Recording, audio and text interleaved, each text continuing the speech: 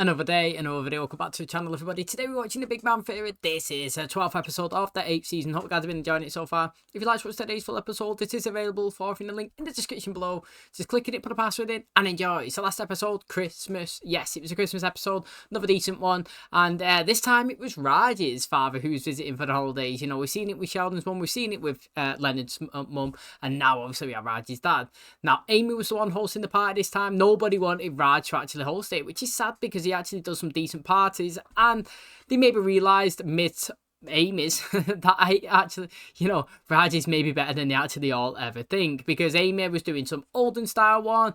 Games that he was playing was like blowing cotton balls across the tables, you know what I mean? Like, literally, it was nothing fancy at all. Now, interestingly, you know, Sheldon, he thought that the way to get to Amy was everybody agreed not to get each other gifts, and he thought, you know, if he got Amy a gift, then, you know, he's going to one-up her, and obviously, he got one of him sat on Santa's knee and give it her, and Amy was loving it, and he was a bit confused, and she was like, look, I actually got you a gift as well, because you know what Sheldon says, he's like, look mate, the gift giving reasons is basically, you know, you give something, they have to mandatory give something back. But she thinks that, you know, I'm not getting her anything, I'm going to be the one that has one thing, and she hasn't got one for me. But she already was prepared. She's got his Mima's famous cookie recipe, cooked him Christmas cookies, and he was absolutely loving it. So it seemed to be that both of them ended up having a good Christmas, and it all went better than he actually thought. So it was a nice episode, and obviously hopefully we can extend it into days and it can be just as good. Thanks for checking it out. If you do enjoy it, please smash a like, it really helps out. Subscribe if you're new,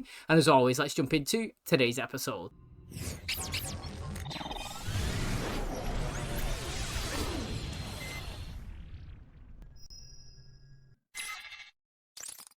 What color would you like to be? I'd like to be green, but you know you always take it. It's settled. Hi, ready to go? Oh, good news. We ordered lunch so we can all stay here and play Lord of the Rings Risk. You really thought I'd want to do this? No. Well, did you tell him that? Yes. Did you say it out loud with words? I don't want to spend the whole day playing a board game. Oh, come on, don't leave. Just try it. No, we're always doing what you guys want. Just once it'd be nice if you did something we wanted. Yeah, well, we do game nights and video game nights, and we watch movies with director's commentary. Oh, my favorite. George Lucas can talk all the way through Star Wars. I say one word and I'm banished to the kitchen. Fine. Now that we're not playing, you can be green. Thank you. And since you were green this time, I can be it next time. I know, we could go horseback riding. I actually can't. My hips don't open wider than 22 degrees. There's a craft and folk art museum on Wilshire. Well, that's Wilshire's problem. Come on, you know, there's got to be something fun we could do that the guys will hate. Hang on. Why do we have to hate it? 3 words, Doctor Who convention. Ice skating. The cold air will trigger Leonard's asthma, and it plays right into my well-known fear of getting flattened by a Zamboni. Now you're helping them find ways to make us miserable? I'm sorry, Leonard. I'm a problem solver. It's what I do. I have unnaturally brittle ankles. Is there any part of your body that's normal? Do you know what, right? I'd be interested to see this, because Sheldon usually gets his own way. If it's an episode where Sheldon doesn't like what somebody's suggesting, then he complains and he moans, and it always circles back around so Sheldon gets what he wants. Prime example, kind of most recent, you know, he was like, let's get a dining table. We don't use the space, we're never there, let's get a dining table, we don't have to sit on the couch, we can sit over there, we can socialise. They got it, he hated it, he spat his dummy out, sat on the sofa, they all ended up giving in and sitting back down. Does stress me out how he always gets his own way, but in today's episode, I'm hoping that he actually does let these guys choose what they want to do, and even if he hates it, he goes along with it anyway. Oh my god, oh my god, oh my god. Will you please relax? I can't take it, dude. You okay? No, I'm not okay. I feel like I'm gonna jump out of my skin. 9 years ago, he was part of a team that launched a spacecraft to collect data about Pluto. It's finally close enough, so this morning it turned itself on. We hope. The signal has to travel over 3 billion miles, so it's gonna be hours before we know if it even survived. Oh, the Philharmonic is playing Beethoven downtown. It's not the movie about the big dog. We can't think of something we both want to do. Because you always pick what we do and I just go along with it. We're being accused of making you do things you don't like, and here you are doing the same thing to poor Amy. Try it again, but this time drive it home with how do you like them apples, Missy? Why not stick to the basics? Go shopping for clothes while Leonard and I sit in those uncomfortable chairs and hold your purses. It's settled? What do you say? Sounds kind of perfect. It does. Somehow he managed to take all the fun out of it. What I don't actually understand is they went there with intent to do something. They went to that apartment never expecting to be in there playing the board games. They must have known that they was going to do something. Did they think they was going to the mall to eat or go shopping, or what is it that they went over there? They just didn't go over there with no plan at all, surely. Do you know what I mean? And now that they've got a plan that they can create themselves, they're just stuck. They'll probably end up sitting in the apartment all day, not playing the game, and not actually doing anything productive either. The weight is killing me. I get it. I was in the Soyuz capsule returning from the space station. Is this a story about patience and waiting, or just another reminder that you went to space? A story can do two things. Work in pharmaceuticals. Don't you have anything you can give him? All I have is our new urine flow drug. Won't help with his anxiety, but it's so strong when he pees, he'll fly around the room like he's got a jetpack. If I make this shot in the trash can, the probe will have arrived in perfect working order. All comes down to this. You happy? Now you can relax. What kind of scientist are you? Everyone knows you're gonna make 2 out of 3. This isn't so bad. That's easy for you to say. Your chair's not facing the lingerie section. I don't understand why women insist on making a big production out of buying clothes. No, you're right. We should do what you do. Have our mom send us pants from the Walmart in Houston. I've got some bad news. There's no cell service in here. Oh, there were plenty of ways to pass the time before smartphones were invented. I'll look them up. What kind of store in the 21st century doesn't at least have Wi-Fi?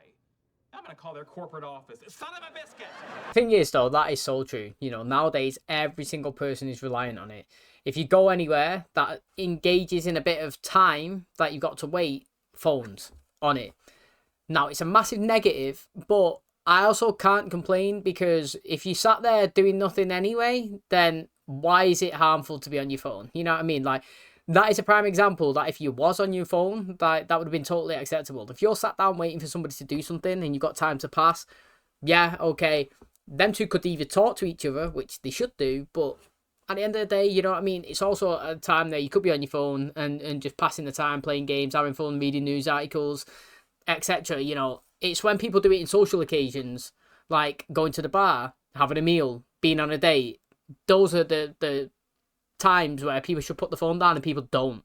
My armies are going to attack the Shire from Buckland, and I roll a 5 and a 3. Okay. And to defend, I roll 2 6s. I win. I wonder how long we're gonna be stuck here. I don't know, but the girls do a lot for us. It's the least we can do. I suppose it's only fair we make compromises. There's one thing I know about after living with you for so many years, it's how to compromise. You make compromises for me All the time. in our lives that we're living. Just yesterday, you had a big piece of lettuce stuck in your teeth at lunch. Did I say anything? I compromised and kept my mouth shut. Compromise? A compromise is me driving you everywhere because you refuse to learn how. Oh, I learned how. Amy taught me. What? Why don't you do it? Well, it's scary. More importantly, driving me to work is one of the things that gives your life purpose. Compromise. Have you ever actually been in your car and pressed the brake by accident? You know, obviously in the UK, most of the cars are manual. So obviously we use our left and right foot all of the time. But sometimes you go to press the clutch in and you might just miss it by a tiny bit and hit the brake. And literally, if you hit it with your left foot, yeah, you go flying. You're like, literally, like someone's done an emergency stop. It's mad. Hey, thanks for keeping me company. Oh, I'm happy to. I think getting out of the apartment will do you good. I meant a Hindu temple. It's not like Indiana Jones in the Temple of Doom, right? Some bald guy with horns isn't gonna rip my heart out. Dude, that movie's an imperialist fantasy that makes the followers of a beautiful and peaceful religion look like a bunch of bloodthirsty barbarians. You love that movie. Yeah, it's pretty great. I'm surprised to see you suddenly get religious. I've known you for 10 years, and you've never gone to temple. You never talked about believing in God.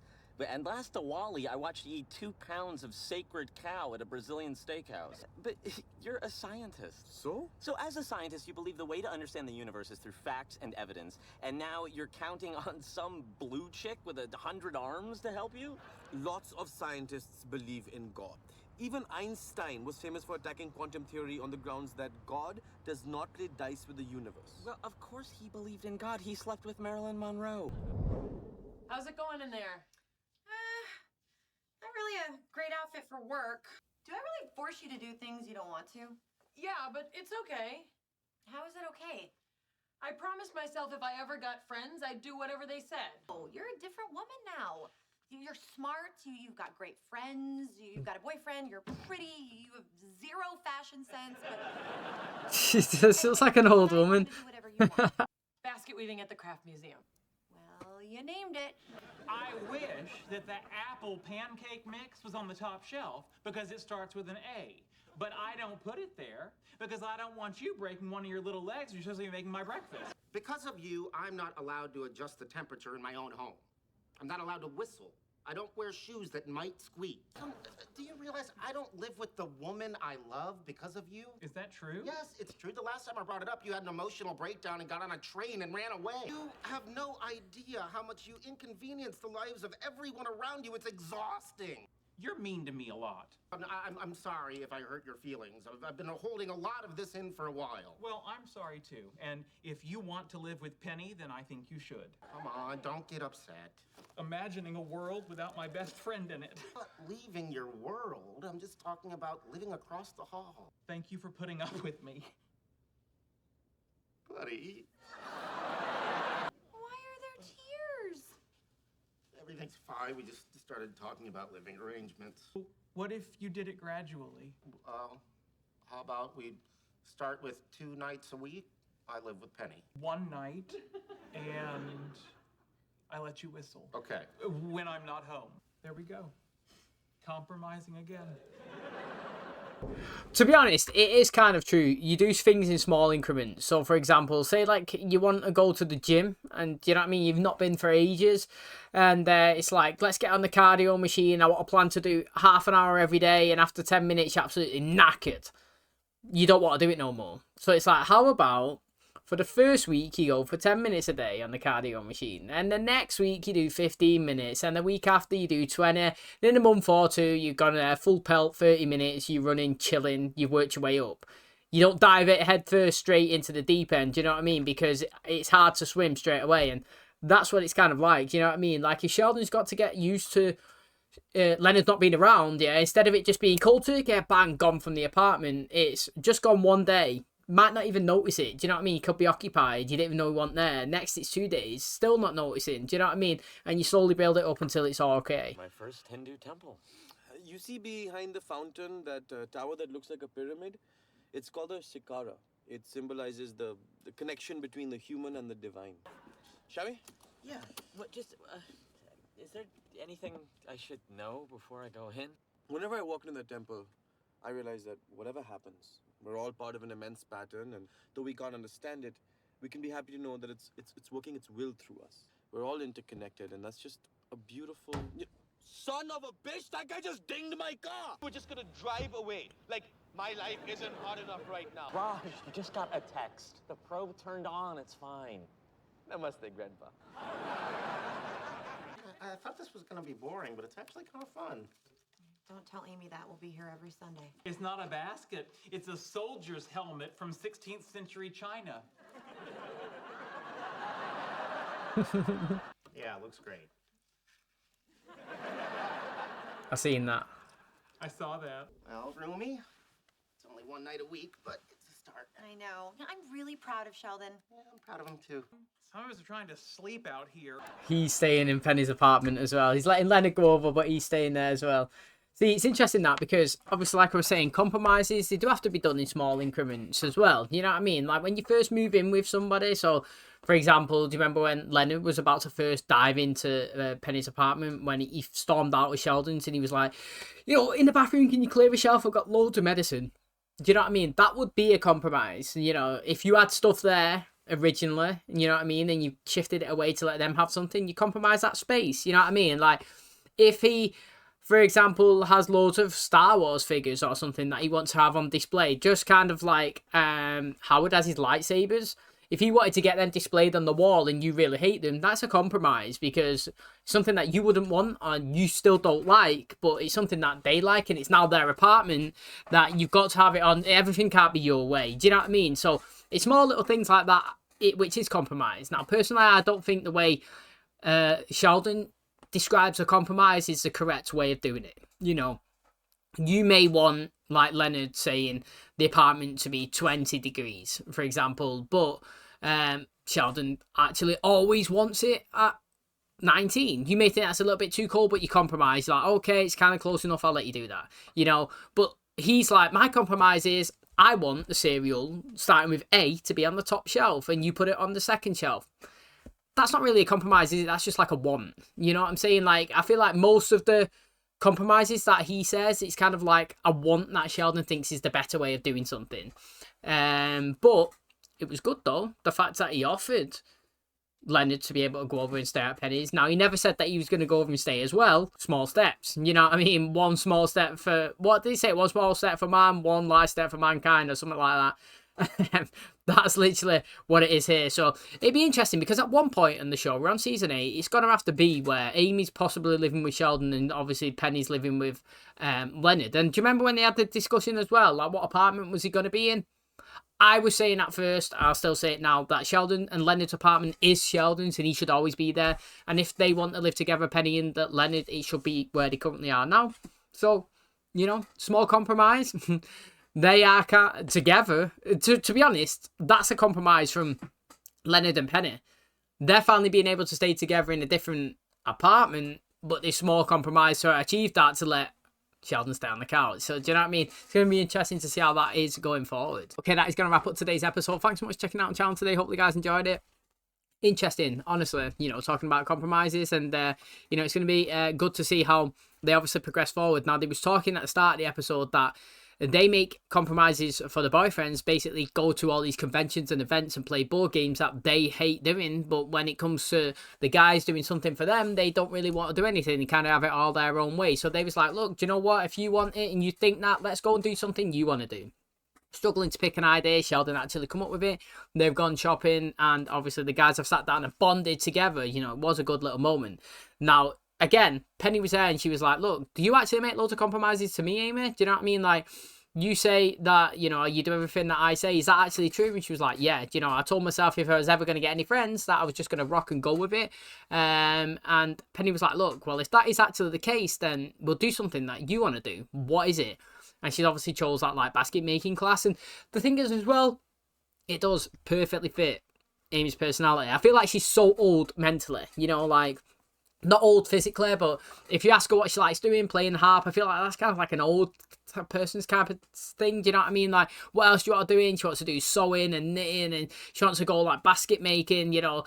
Compare her to Penny, who's supposed to be the same age. Penny would like to go drinking and clubbing and you know what I mean, and going out to the bars, and it's totally polar opposite. They're on the opposite spectrums, but it's good to see that opposites do attract. You know what I mean? Like, people always say that, how can you be in a relationship with somebody who's totally opposite to you? And I've always said it. I mean, it's even been mentioned here in this program, you know, between Sheldon and Penny. And, you know, you're a scientist and you like doing this and this and superheroes and comic cons and conventions, and she doesn't, and she likes, I don't know, partying and shopping and just going out and being fun and outgoing. Like, why are you together? You're not compatible.